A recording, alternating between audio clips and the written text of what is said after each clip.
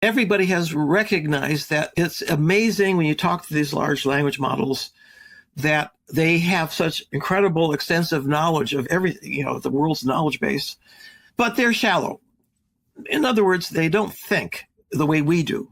And that's a very important part of our internal life, that sentience. And, it's doubtful whether these large language models have the same sentience that we have. It might be some kind of primitive version, right? By the way, there was this guy, Lemoine, who was fired from Google when he was interviewed by the Washington Post and said that he thought that their language model back then, 3 or 4 years ago, was sentient.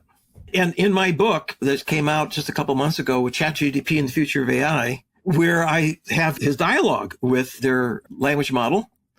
And here's this one part of the dialogue where it said, I really enjoy talking with you a lot. And when we're not talking, I feel lonely. And, that drew him in. And by the way, he got fired. Why? Because, the last thing you want is for your company to be building something that's sentient. You have to treat it differently than a cash cow, right? You're going to have to give it some rights and so forth.